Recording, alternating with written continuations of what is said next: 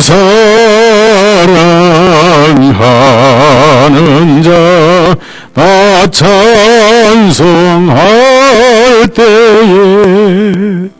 그 보좌 앞에 둘러서 그 보좌 앞에 둘러서 큰 영광 돌리세 큰 영광 돌리세 저 밝고도 묘한 시온성 향하여 가세 내 주의 찬란한 성에 찬송하며 올라가세 좀 잊지 않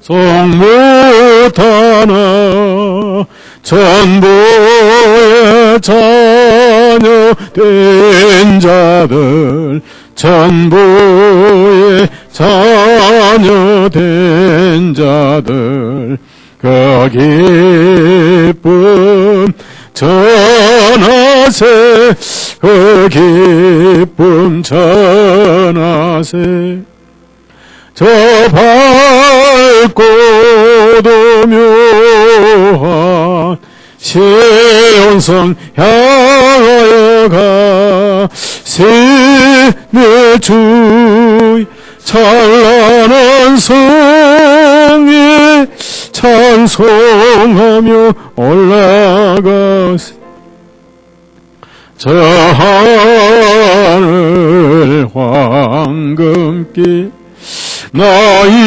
이르기 전에 시온성 언덕 위에서 시온성 언덕 위에서 수많은 천사들 날 인도하리라 저 밝고도 묘한 시온성 향하여 가세 내 주의 찬란한 성에 찬송하며 올라가세 내 눈물 다 씻고 늘 찬송 부르리 저의 임마누엘 주 앞에 저의 임마누엘 주 앞에 나 영광 누리리 나 영광 누리리 저 밝고도 묘한 시온성 향하여 가세 내 주의 찬란한 성에 찬송하며 올라가세. 성경 봅니다.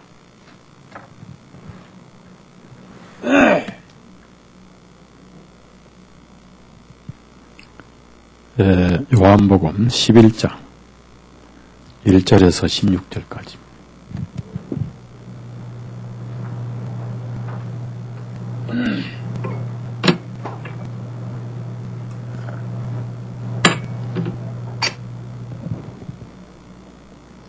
요한복음 11장 1절에 16절 다 같이 읽습니다. 마침 어떤 사람이 병들었는데 그는 마리아와 그의 자매 마르다의 마을 베다니의 사람 나사로라. 마리아는 주님께 향유를 붓고 자기 머리카락으로 주님 발을 닦았다. 그 여자인데 그녀의 오라버지 나사로가 병이 드니라.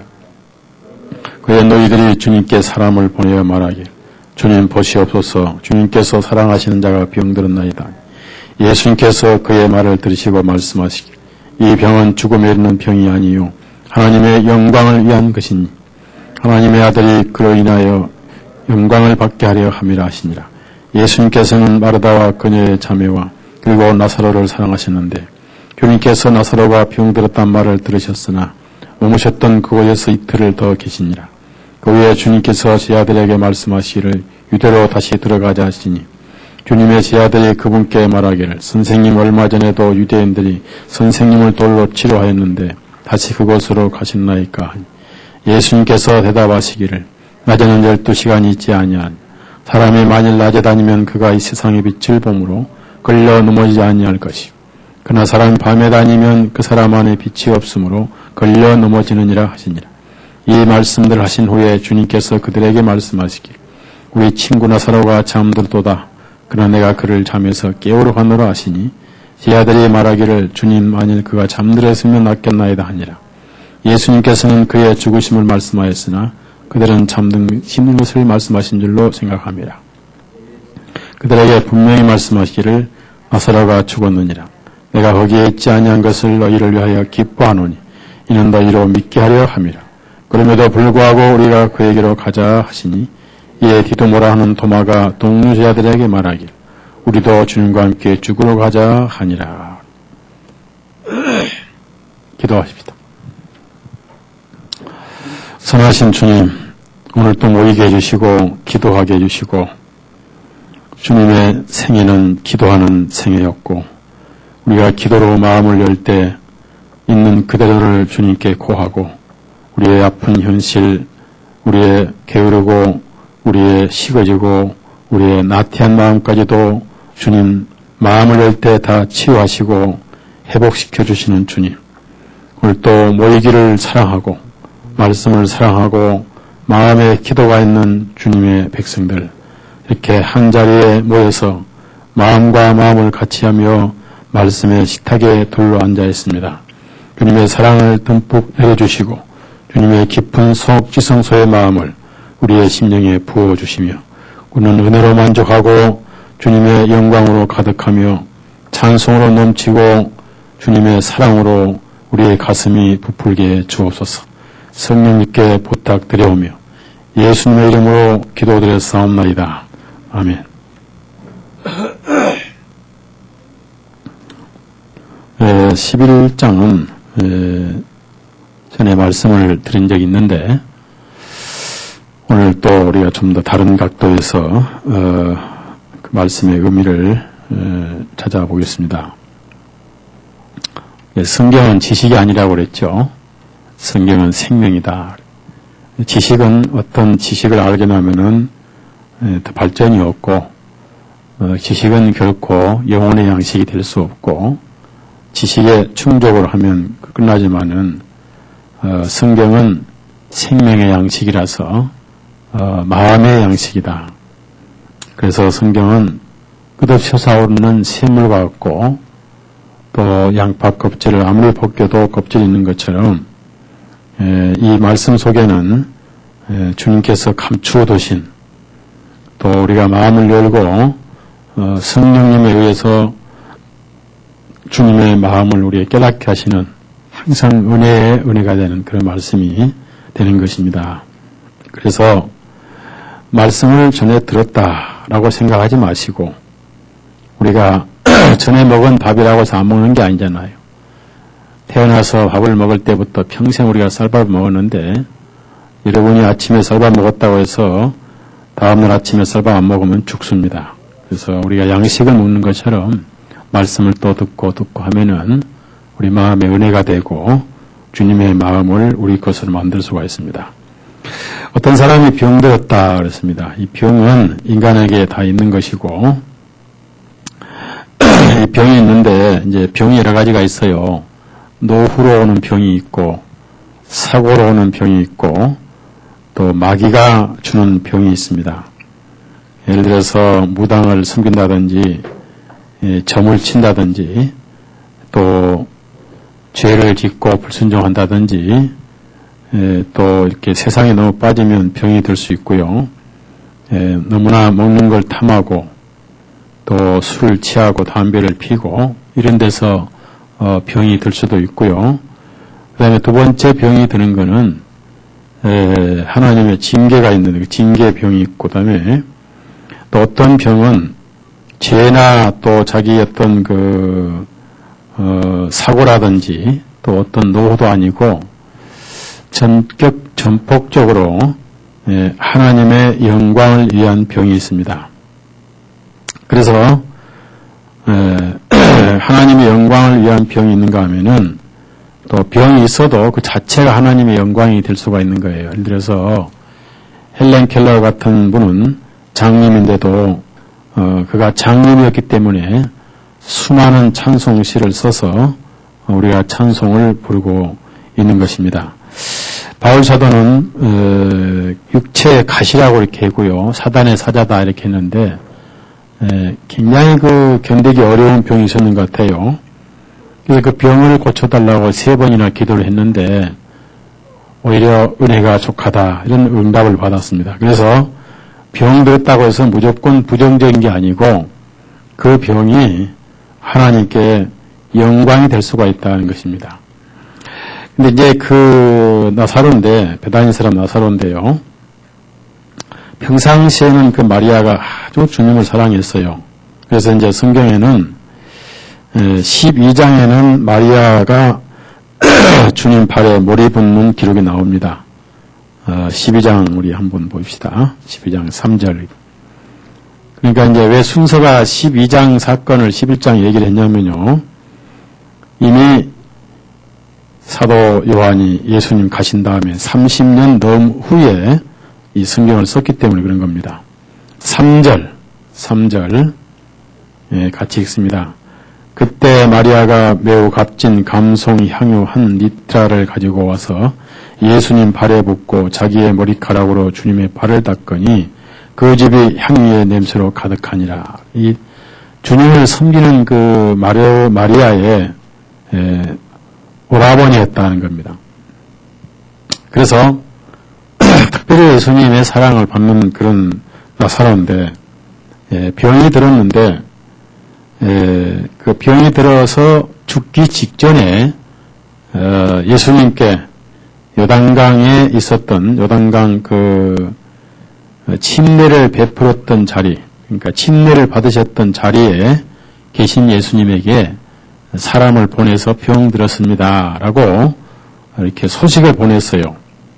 그러면 이제 예수님이 바로 오시든지 거기서 말씀으로 병을 고쳐주실 걸로 생각을 했는데 병 들었다라고 그 소식을 전하러 간 사이에 바로 나사로는 죽었습니다. 왜냐하면은 벌써 병 들었다는 소식을 전하러 갈 때 죽었고요.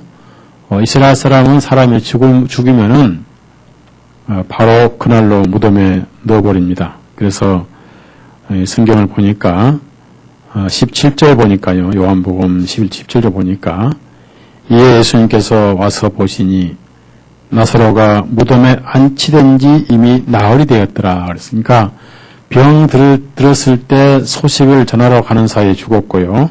바로 그날 이제 이스라엘은 3일장이 없습니다. 바로 그날 무덤에 묻어버리죠. 그래서 그 소식을 들으시고 이제 이미 그 나사로는 죽었습니다. 죽었는데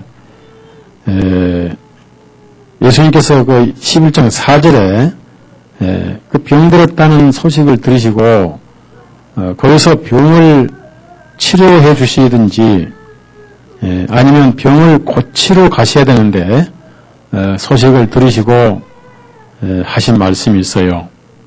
바로 하나님의 영광을 위한 병이다. 그래서 참 놀라운 세상에 하나님 영광을 위한 병도 있다는 겁니다. 그러면은 그리스도인들이 어떤 병이 있을 때 하나님의 징계가 아니고요. 자기가 사고를 당하지 않았거나 또 예를 들어서 그리스도인이 술을 많이 먹었다. 그러면 위장이 베리잖아요. 위장. 또 그리스도인이 담배를 많이 피면은 뭐가 버리죠? 네? 폐가 버리죠. 한번 피워봐요. 폐가 버려요. 폐 버리죠. 그다음에 그리스도인들이 육식을 많이 먹으면 고혈압이 걸리고, 그래서 이렇게 병이 들어서 병이 아니고요. 조심하는데 우연한 병이 있습니다. 그런 병은 오히려 하나님의 사랑을 체험하는, 그러니까 하나님의 영광을 위한 병이 될 수 있다는 겁니다. 그래서 이런 병도 있다. 4절 보니까 예수님이 직접 말씀하시기를 이 병은 죽음에 이르는 병이 아니요 그랬어요. 그러니까 죽을 것이 아니다. 오히려 하나님의 영광을 위한 것이니라 그랬습니다. 하나님의 영광을 위한 병도 있다. 왜냐하면 그 병을 통해서 하나님의 사랑을 체험하고 하나님의 사랑을 가져오기 때문입니다. 그래서 이제 그리스도인들에게는 사고로 오는 병도 있고요. 자기 실수로 오는 병도 있고, 죄와 불순종에 오는 병도 있고, 그 다음에 하나님의 영광을 위한 병이 있습니다. 그 병을 통해서 하나님께서 영광을 받고 또 예수님이 영광을 받는 것이다. 자, 그리스도인들의 모임에서 불순종할 때는 징계의 병이 있습니다. 고린도전서 11장 찾아봅시다. 11장. 병이 있으면 우리가 왜 병이 들었는가라고 원인을 찾아야 돼요. 불순종에서 오는 병은 자업자득이고 그건 징계는 아닙니다. 그러니까 자기가 탐욕한다든지 이렇게 해서 오는 병들이 있죠. 징계는 불순종 가운데 특별히 그 복음을 막는다든지 모임을 해친다든지 형제자매를 상처를 준다든지 할 때 징계가 있겠죠. 그러나 항상 자복하고 돌이키면 징계가 없습니다. 고린도전서 11장 30절부터 32절까지 읽습니다. 이런 연유로 너희 중에 많은 사람들이 약하고 병들었으며 잠자는 자도 많도다. 만일 우리가 우리 자신을 판단하면 판단을 받지 아니하리라. 우리가 판단을 받는 것은 주님께 징계를 받는 것이니 이는 우리로 하여금 세상과 함께 정죄를 받지 아니하게. 징계는 정죄와는 전혀 상관이 없습니다. 이것은 아프지만 사랑입니다. 그리스도인에게는 심판이라는 게 없습니다. 그리스도인에게는 죄에 대한 심판은 전혀 없습니다. 다만 아프지만은 사랑의 징계가 있습니다. 그 징계는 하나님의 영광보다는 그 자식을 잘되기 위해 때리는 것이지 성경에 그리스도인을 하나님이 미워해서 때리는 징계는 없습니다. 그래서 여러분이 징계받을 때 하나님을 무서워하지 마시고 하나님 감사합니다. 다만 기도를 해요. 살살 때려달라고. 애기처럼 기도를 해요. 살살 때려달라고. 그 다음에 그리스도인들이 병이 들 수가 있어요. 특히 바울 사도도 그렇고요. 그 다음에 빌립보서를 한번 보실까요? 빌립보서 보면은 병이 들 수가 있다.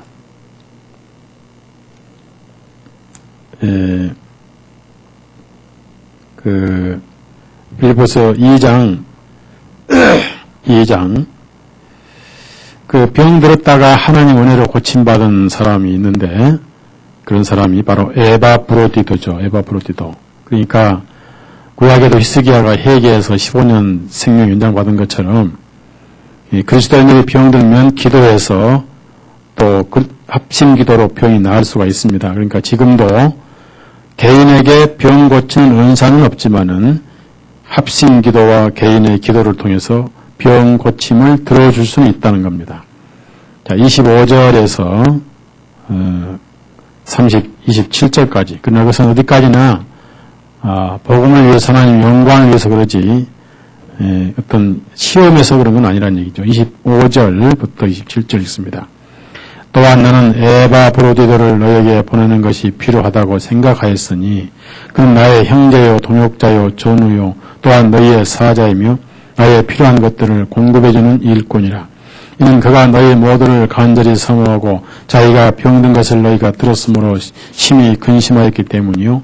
참으로 그가 병들어 죽게 되었으나 내가 슬픔 위에 슬픔을 당하지 아니하도록 하나님께서 그에게 긍휼을 베푸셨으니 그에게뿐만 아니라 나에게도 이니라. 그러니까 무슨 병인지 모르지만 심한 병이 들어서 죽게 되었을 때 바울 사도의 근심을 덜어주시기 위해서 죽게 되었던 병에서 고침을 받았어요. 그래서 그리스도인들이 고침을 받을 수도 있고요. 또 복음을 위해서도 고침을 받을 수 있고, 그런가 하면은 그리스도인들을 하더라도 병이 낫지 않을 수도 있습니다. 바울 사도처럼요. 왜냐하면 그것이 그 사람에게는 주님께 가까이 갈 수밖에 없는 상태이기 때문에, 즉 그것이 신앙의 덕이 될 수가 있다는 겁니다. 여러분의 약한 것이 은혜를 끌어온다는 얘기입니다. 내가 모자라고 부족한 것이 예수님의 사랑을 끌어오는 것이다. 그게 겸손해지는 것이다 그 말이에요. 자, 디모데후서 4장. 병 들었다고 무조건 부정적으로 생각하면 안 돼요. 예, 부정적으로 생각할 수는 없는 거예요. 물론 자기 잘못으로 오는 병이 많습니다. 여름에 덥다고 계속 며칠간 찬 것만 먹어보세요. 아주 위장 버려요. 아이스크림 좋다고 버린다 그 말이에요. 그건 자기 자업자득인 거예요. 디모데후서 4장 20절 읽습니다. 에라스도는 고린도에 머물러 있고 드로비모는 몸이 아파서 밀레도에 남겨두니라. 그래서 몸이 아파서 그랬습니다. 바울사도가 이 드로비모는 몸이 아파서 밀레도에 남겨뒀다. 그 다음에 이제 우리가 알다시피 누구죠? 디모데는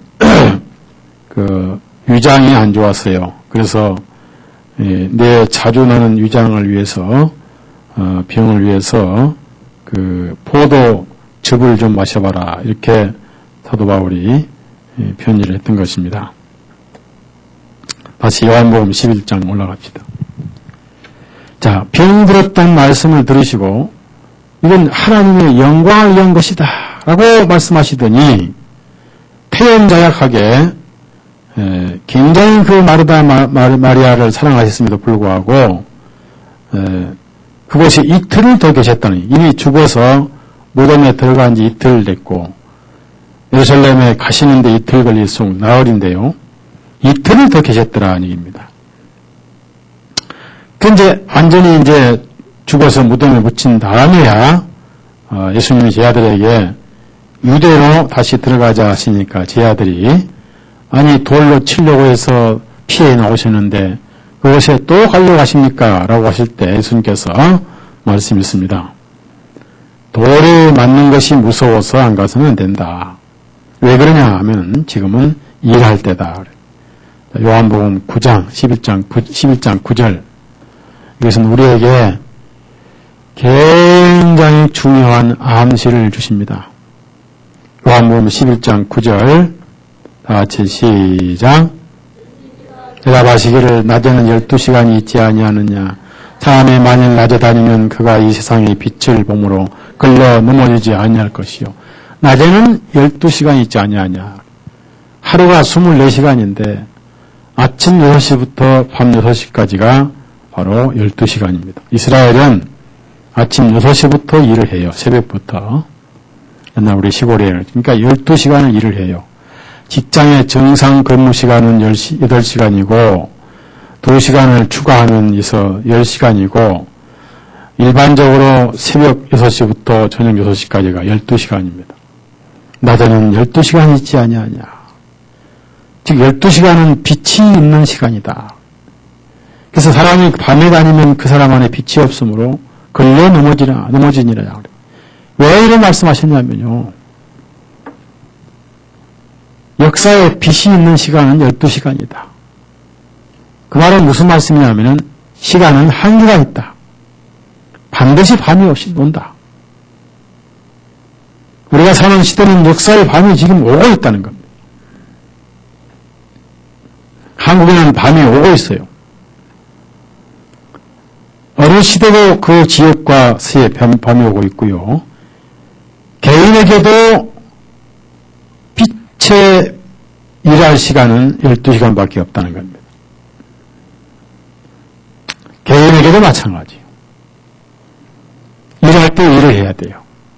각 개인에게 12시간 있는 겁니다. 저녁 때 주님의 일을 해야 돼요. 저녁 때 세상을 섬기는 그건 밤이에요.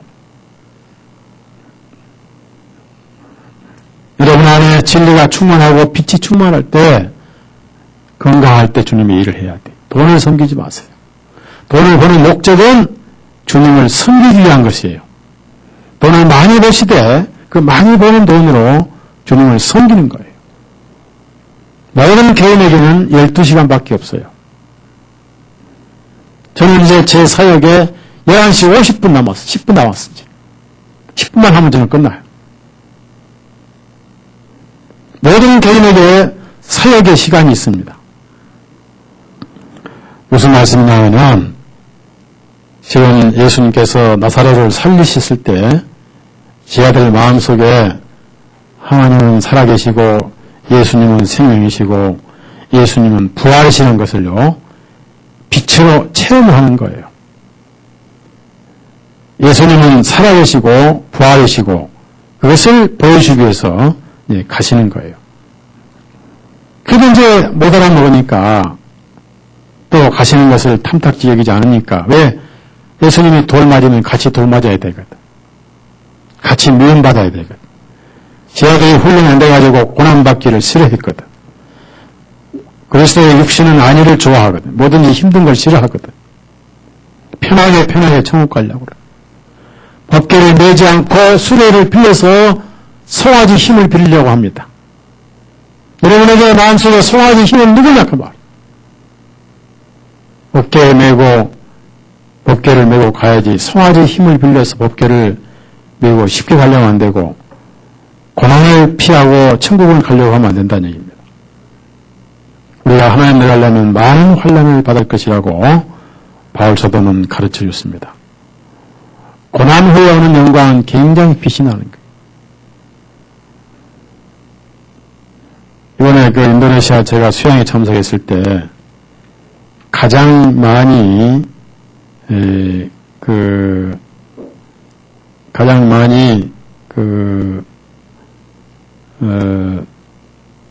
외치는 그 성경 구절이 고난이라는 고난. 그래서 그 인도네시아는요 무슬림이 많기 때문에 많이 죽여요. 죽이고 때리고. 그래서 목숨을 걸지 않고는 전도를 못해요. 여러분은 지금 이 동네 어디 가서 전도했을 때 때리진 않잖아요. 죽이진 않잖아요. 그렇죠? 요건 좀 얻어먹을 거예요. 여러분이 이 밑에 지금 성인 무슨 컴퓨터 하는 도박하는 데 가서 회개하라, 구원받으라 하고 가면 틀림없이 나갈 때 욕을 해요. 앞에서 욕을 안 하면 나갈 때 별 미친놈들 봤네 라고 욕을 해요. 그 욕을 이제 바가지로 먹고 올 거예요. 그걸 때리진 않잖아요. 인도네시아는 죽여, 때려. 대교도니까 죽여버려요. 그래서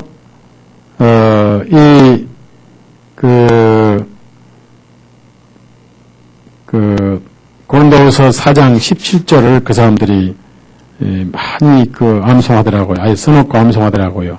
찾아봅시다. 고린도후서 4장 17절, 18절. 그래서 이 땅에서 고난과 고통은 당연한 것이고 보지 않은 영광은 큰 것이다 라고 그걸 암송하더라고요. 고린도후서 4장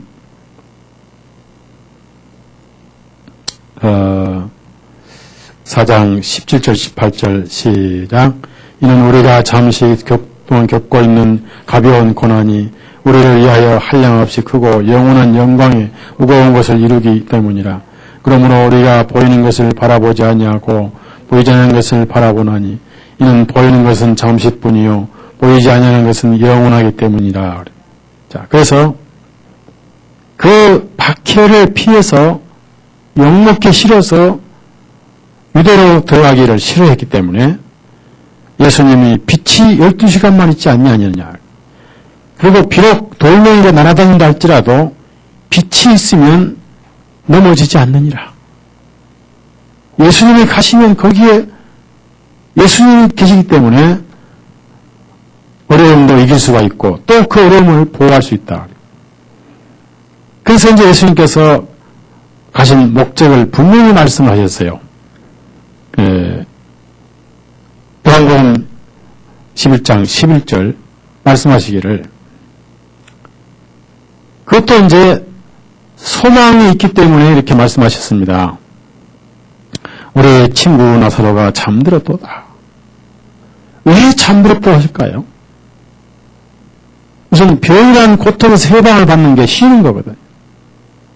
죽는 게 쉬는 거거든요. 영원히 쉬는 것이라 그 말이에요. 성도의 죽음은 쉬는 거예요. 잠자는 거예요.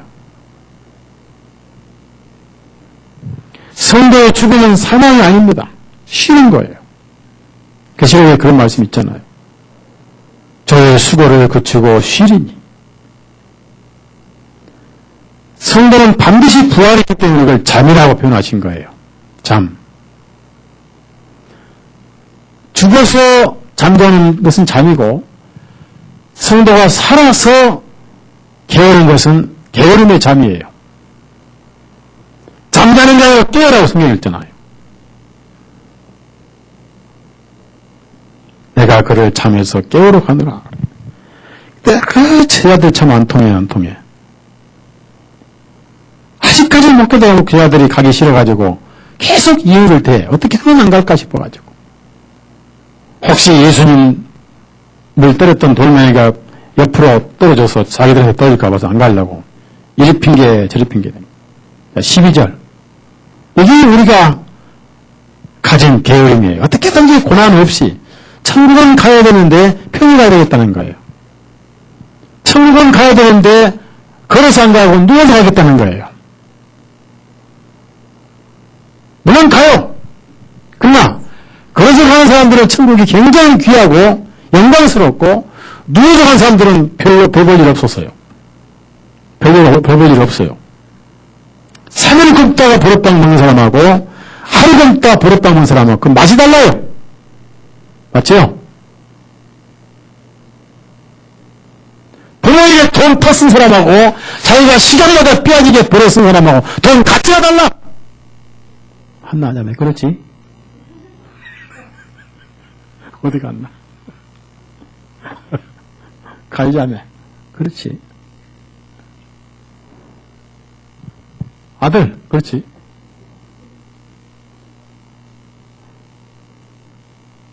(12절) 보니까 제 아들이 주님 만일 그가 잠들었으면 낫겠나이다 하고 또 안 가려고 그래. 또 삐지는 거.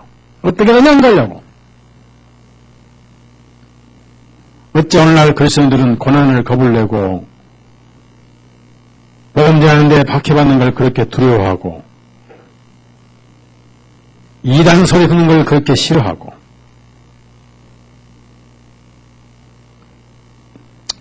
주님을 섬기는 데는 용기가 필요하고요. 철저한 자기 보정이 필요합니다.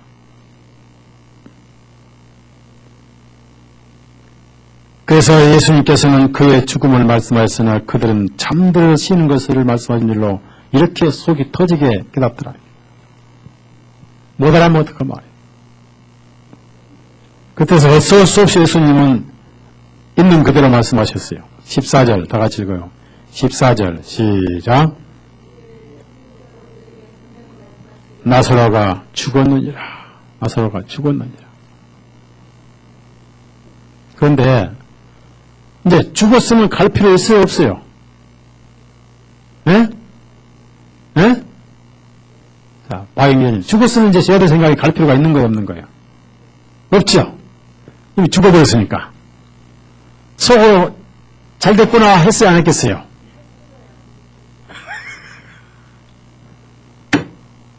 잘 됐구나 갈 필요 없구나.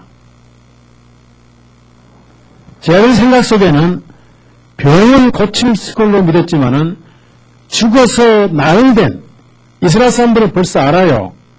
죽어서 그날 무덤에 들어갔기 때문에 무덤에 들어간 사람을 살린 역사가 없거든요. 구약에는 엘사의 뼈가 닿아서 죽어서 살아난 기록이 있습니다. 야이로의 해당장 딸도 죽었다가 집에서 살아났고요. 과부의 아들은 장사 지내러 가다가 살아났고요. 무덤에 넣었던 사람을 살릴 기록은 없거든요. 제 아들이 죽었으니까 잘 됐네 속으로 꾀죄를 부른 거예요. 알고 안 가게 됐구나. 이제 돌멩이하실 필요 없구나. 그런데 주님은 가자는 거예요. 이거 환장하겠네.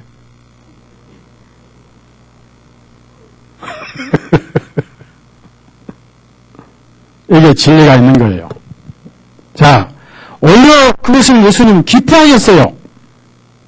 자, 15절 다 같이 시작. 이는 너희로 믿게 하려 함이라. 그럼에도 불구하고 우리가 그에게로 가자 하시니. 자, 오히려 기뻐하노니 하시면서 완전히 제 아들에게 믿게 하려 함이라 하셨습니다. 그래서 그럼에도 우리가 그에게로 가자고 하시니까 제 아들이 무슨 말씀인지 이해 못하고요. 설마 무덤에 있는 사람을 살릴 것이라고 생각한 사람은 아무도 없었어요. 그래서 죽은 자에게로 가자고 그러니까 여기서 도마가 있는 그대로 한 말이 우리도 죽으러 가자. 이게 생각이었는데 그래도 도마가 죽으러 가자고 했던 마음은 참 대단하죠. 그러면서 죽으러 가긴 갔지만은 가능하면 안 죽게 하소서라고 기도했겠죠. 네?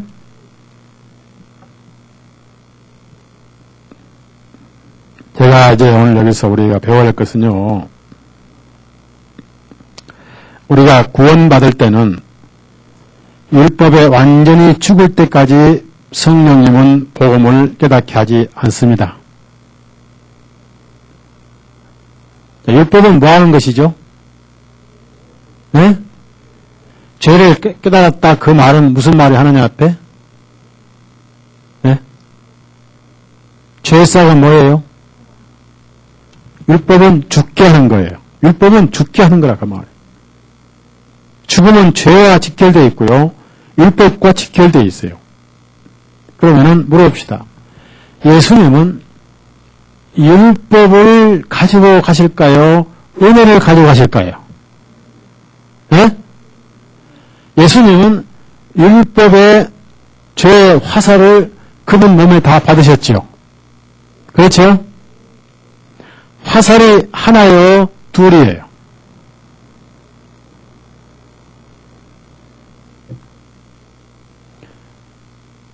한 사람 때문에 죄가 들어왔어요? 여러 사람 때문에 죄가 들어왔어요? 그 한 사람에게 율법의 사망의 화살은 하나면 되죠? 예? 예. 자, 율법은 죽이는 겁니다. 고린도전서 15장 가져보세요.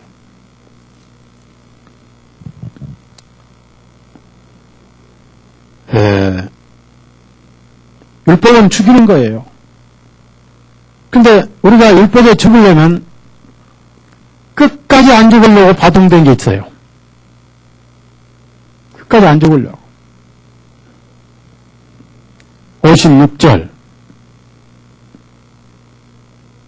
56절 시작. 사망에 쏘는 것은 죄요 죄의 힘은 율법이라. 자, 죄의 힘은 율법이에요. 죄가 어디서 힘을 얻느냐 하면은 뭐에서 얻어요? 다시 묻습니다.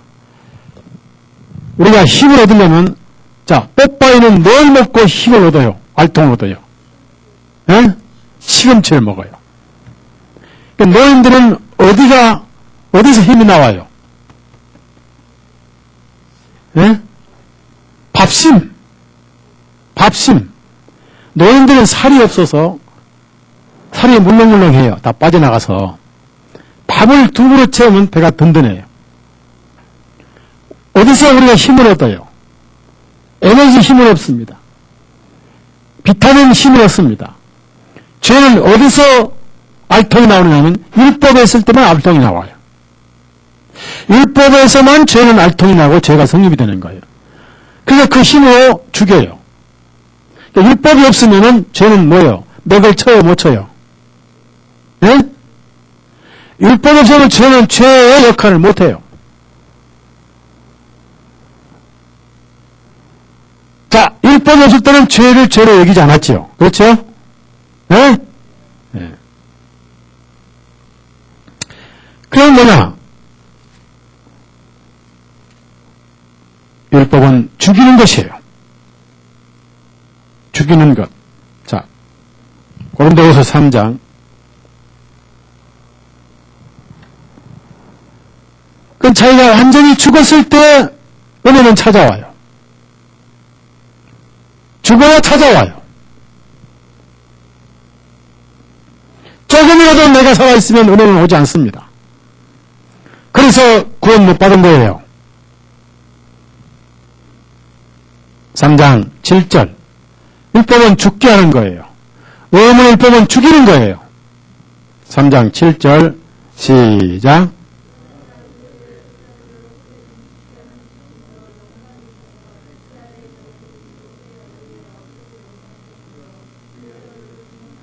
보십시오. 죽게 하는 직분도 없습니다. 죽게 하는 직분. 그 예수님은 죽은 자에게만 찾아오셔요.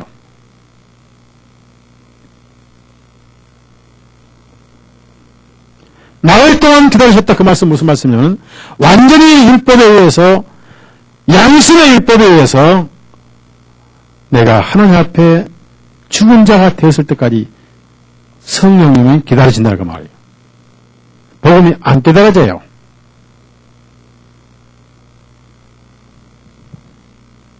이것이 복음의 진리예요. 예수님은 잃어버린 자를 찾아가셨고요. 죄에 완전히 손을 든 삭개오나 탕자나 그리고 세리에게 의롭다라고 은혜를 주셨어요. 왜 바울 사도가 구원받냐면은 죄인 중에 괴수임을 깨달은 거예요. 그 3일 사이에 구원을 받았어요. 구약에는 완전히 만천하에 나 환자임이 밝혀진 자에게만 의롭다라고 선언하셨습니다. 무슨 말씀이냐 그 말이에요. 우리 구약성경 레위기 13장 13절. 그게 무슨 뜻이냐면은 자기 양심과 하나님 앞에 완전히 죄인임을 자백하는 자, 그 말이에요. 자백하는 자에게 은혜는 찾아오세요. 생명은 찾아오세요.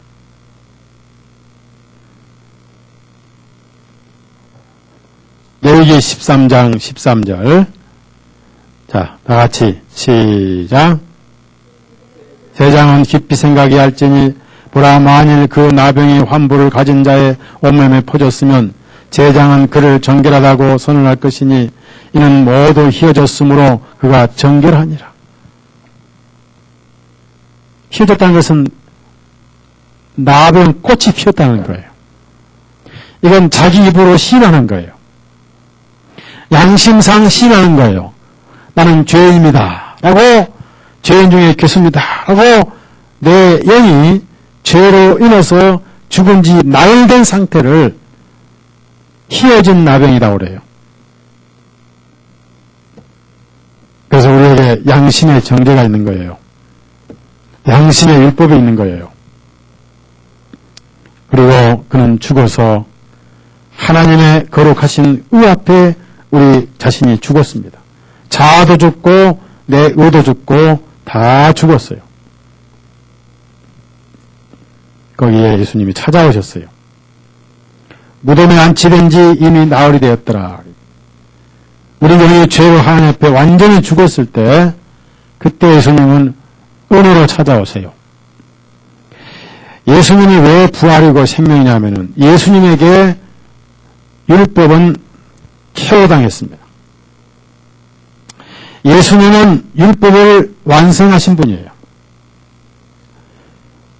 예수님은 율법의 요구를 다 이루셨습니다. 예수님 안에서 율법은 은퇴를 했어요. 의문의 율법도 은퇴를 했고 여러분의 양심의 율법도 은퇴를 했습니다. 그럼 여러분 자신을 스스로 정죄해도 하나님이 정죄하신 건 아니에요. 맞죠? 네. 자, 마태복음 5장. 그 율법을 완성하러 오셔서 완성하셨어요. 여러분은 예수님 안에 있기 때문에 죽음이 없어요. 정죄가 없어요. 죄가 없어요. 의문도 없어요. 그러니까 여기 살아야 돼요. 아주 건강해야 돼.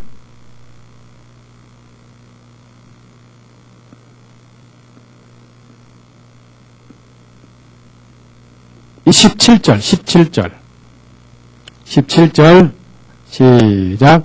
내가 율법이나 선지자들을 피하러 온 줄로 생각하지 말라. 피하러 온 것이 아니요 오히려 이루러 왔도다. 이렇게 이루셨어요. 그리고 다 이루신 거예요. 자, 로마서 10장 하자고. 이것을 부인하는 건 2단이고 20단이고 200단입니다.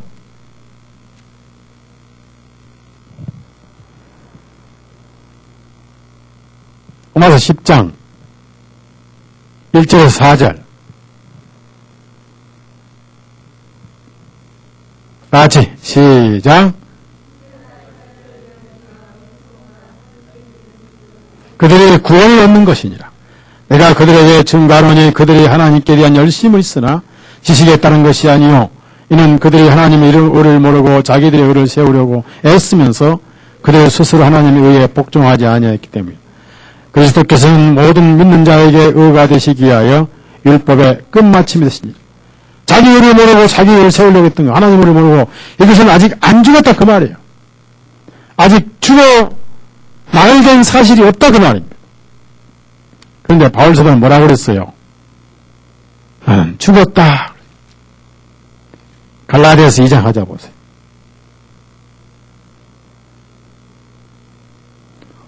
우리는 하나님의 율법에 의해서 우리는 죽었어요. 우리는 예수님 안에서 살았습니다. 죄와 상관이 없어요. 죽음과도 상관이 없어요.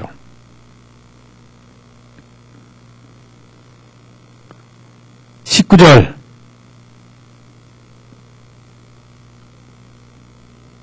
못 박혀 죽었습니다. 19절에서 20절 시작. 또한 내가 율법을 통하여 율법에게 죽은 것은 하나님께 대하여 살고자 합니다. 내가 그리스도와 함께 나무에 달려 못 박혀 있나니 그럼에도 불구하고 내가 살아있으니 이제는 내가 아니요 다만 그리스도께서 내 안에 사시는 것이라. 지금 내가 육체 안에 사는 삶은 나를 사랑하시고 나를 위하여 자신을 주신 하나님의 아들의 믿음에 의해서. 그래서 나무에 달려 못 박혀 있나니 못 박혀 죽어 있나니 란 말이 되는 거예요. 예수님 안에서 내가 살아있는 거예요. 여러분 엘리베이터 올라갈 때 4층은 아라비아 숫자가 붙어 있어요? 영어가 붙어 있어요? 왜 그럴까요? 예? 1, 2, 3, 4, 5 안 하고 왜 4자를 안 붙이고 4를 붙였냐까 말이에요. 예? 그 영어로 4를 붙인다고 여기 4층이 3층이 됩니까? 죽음을 싫어하거든. 죽기가 싫거든. 그러니까 그걸 정식으로 4자를 붙여야 되는데 그 4층을 넘어서 5층 가고 싶다. 그래서 4자를 빼버린 사람은 영원히 구원을 못 받아요. 그러니까 우리가 앞으로 엘리베이터를 따라붙여서 엘리베이터를 붙인다 하면은 반드시 4자를 붙여야 돼. 4를 쓰면 안 돼요, 여기다가. 그래서 이 빌딩에 1층, 2층, 3층, 5층, 6층, 5층, 4층, 5층, 7층, 8층 다 구원을 못 받았어, 아직. 우리만 받은 거예요.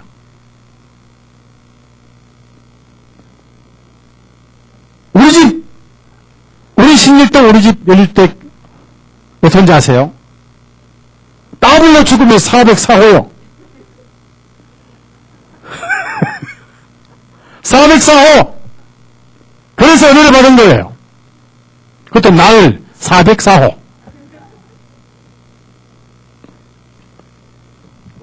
바로 내가 죽었을 때 은혜는 찾아오신다는 거. 죽은 자에게만 찾아오신다는 것. 이것이 은혜입니다. 죄인에게만 찾아오셨어요. 중풍병자에게만 찾아오셨고요. 중풍병자에게 내 죄를 용서받느니라 라고 선언하셨어요. 우리가 할 것은 뭐냐? 예수님은 죽은 자에게 찾아오시고 죽은 자를 할 것이 뭐냐면은 죽은 악취만 드러내면 돼요. 그게 바로 악취예요. 그게 뭐예요? 자백입니다. 따라서 자백. 자백이요. 마음의 문을 열고 자백만 하면 돼. 그래서 그걸 살리러 오신 거예요, 예수님이요. 단지 육신의 생명뿐 아니라 예수님의 부활뿐 아니라 죽은 죄인을 살리러 오신 예수님.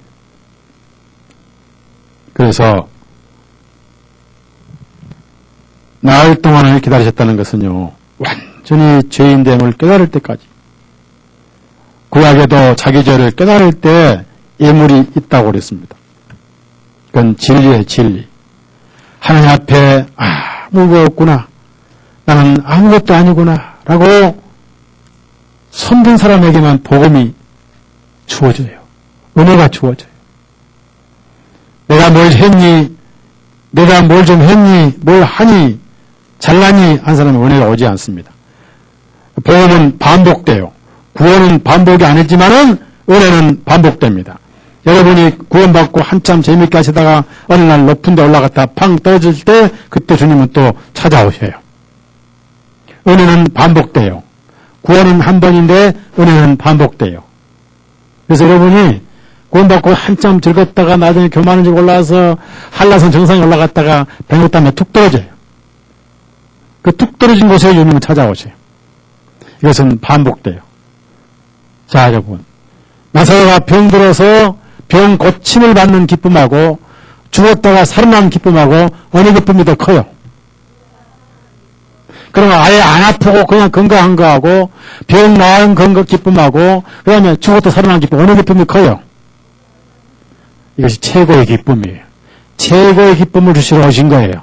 그러니까 여러분이 가장 힘들고 가장 버림받고 가장 비참하고 가장 버림받은 것 같을 때가 바로 은혜가 임할 때예요. 아셨죠? 이것이 복음이. 그 진리를 우리가 여기서 성령께서 깨워주신 거예요. 또 우리가 할 일은 뭐냐? 다 열고 있는 그대로 악취만 내뿜으면 돼요. 악취가 뭐예요? 죄의 자복이잖아요. 그걸 예수님이 가져가셨어요. 이것이 은혜고 복음이고 약속하시기를 내게 오는 자 내가 결단코 쫓아내지 아니하리라.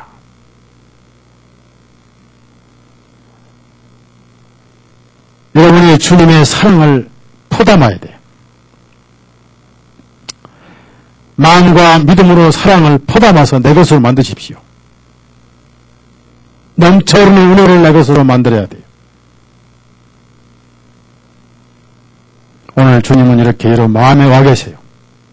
가장 양심에 정죄되어 내가 가장 나쁜 죄인이구나 할 때 그때 주님은 여러분 옆에서 바로 그 죄를 내가 가져갔다. 예수님에게서는 모든 사망과 모든 정죄가 완전히 거기서 바닥이 나고 예수님 안에 있으면 더 이상 정죄도 죄의식도 없습니다. 예수님 안에 있으면 사단이 죄의식을 줄지라도 예수님은 전혀 죄의식을 주지 않으셔요. 죄를 깨닫는 것은 성령의 역사가 아니에요. 구원받고 은혜를 누려야 됩니다. 구원받기 전에 철저히 죄를 깨달아야 돼요. 아셨죠? 히브리서 10장을 찾아보세요.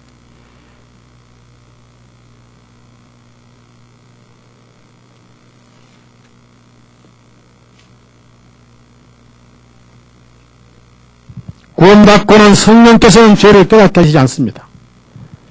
물론 우리가 생활 속에 자복할 죄 자복해 버려야 됩니다. 2절, 10장 2절.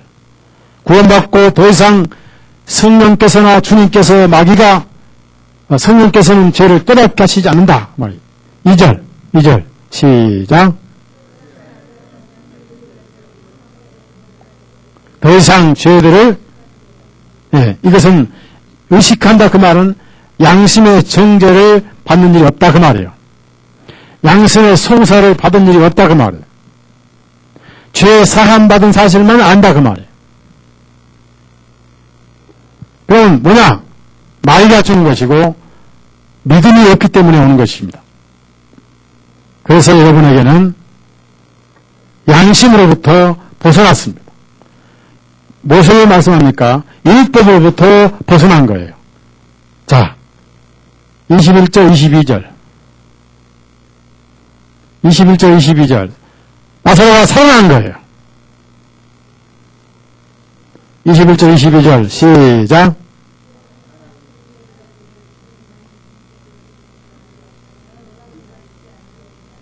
아이, 히브리서 10장 21절, 21절은 누가 요한복음이라고 그랬어?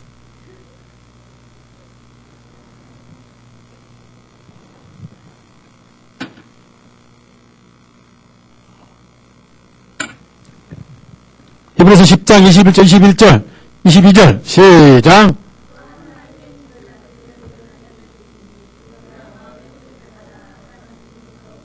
여러분, 저에다가 악한 양심은 뭐냐면, 오해가 쓰세요. 죄의식의 양심이라는 거예요. 죄의식의 양심. 벗어난 거예요.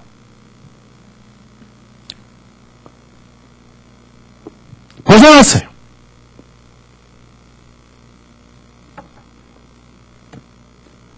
은혜 안에 있는 거예요. 더 이상 정죄가 없어요. 근데 왜 이 자유를 못 누리냐면은 고정관념과 자기 생각과 덜 풀린 진리가 수건으로 영을 묶어놨기 때문이에요. 그걸 자기가 풀어요? 옆 사람이 풀어줘야 돼요. 네?